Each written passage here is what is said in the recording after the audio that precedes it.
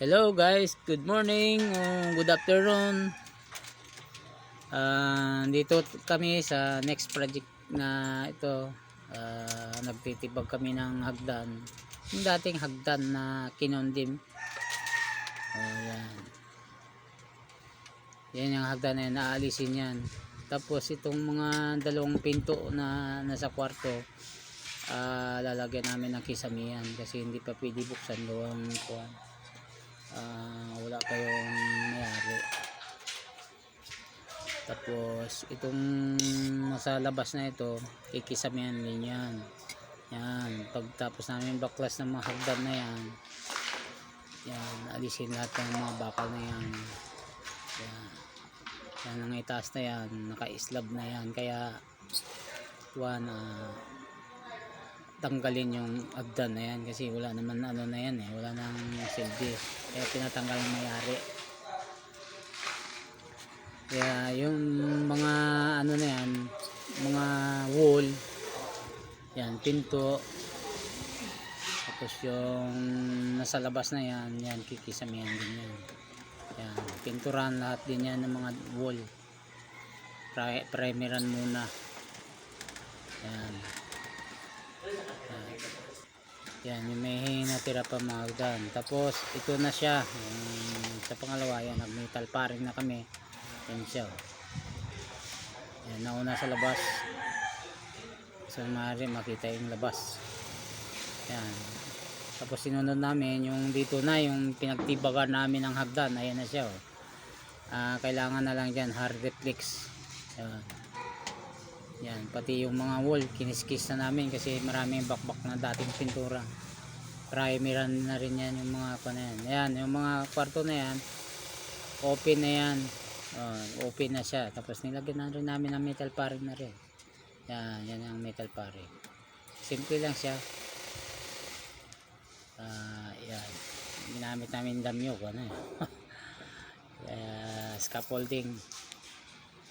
Tapos itong sa pangalawang kwarto, ito na siya. Yan, may kisame na siya. Yan. Yan. May kisame na siya. Yan. Tapos pintura na rin namin yung mga wall na yan. Paparimeran.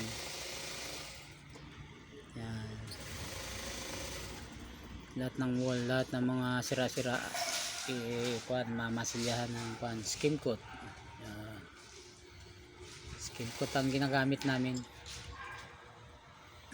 Tapos yung yan na yung mga wall na kiniskis.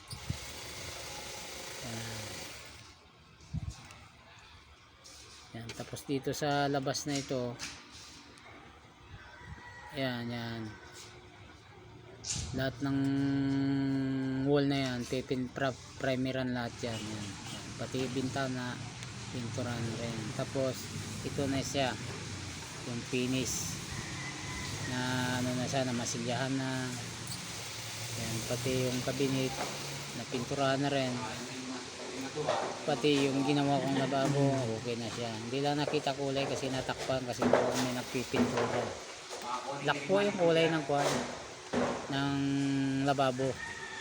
Yan, ito na tayo sa dito sa loob. Yan, finish na siya. First coat pa lang yan, first coat pa lang pala. Ang final coat pa yan. Bali primer pa lang lahat yan. Yan siya. Medyo kulang pa sa pintura. Yan.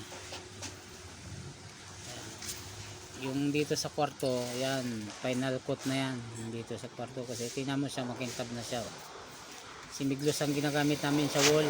Tapos yung kisame, flat ang ginamit namin. Tapos yung pinag-alisan ng hagdan,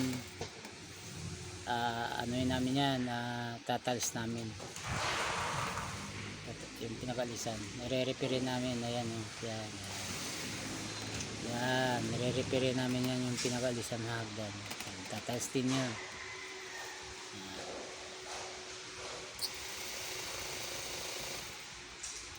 Tapos yung pinto na yan, yan na rin, pipintura na rin yan. Brown ang kulay, PDE din ang gamit kasi ano na yan, Tapos yan na siya.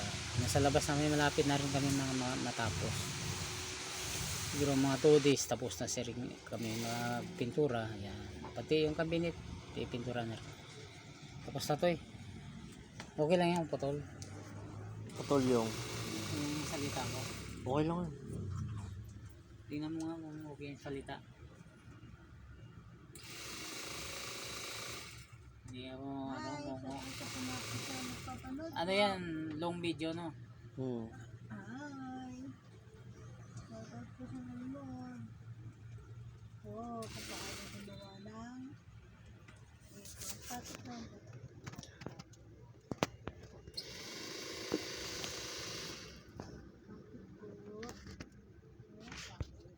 Tapos na kaya?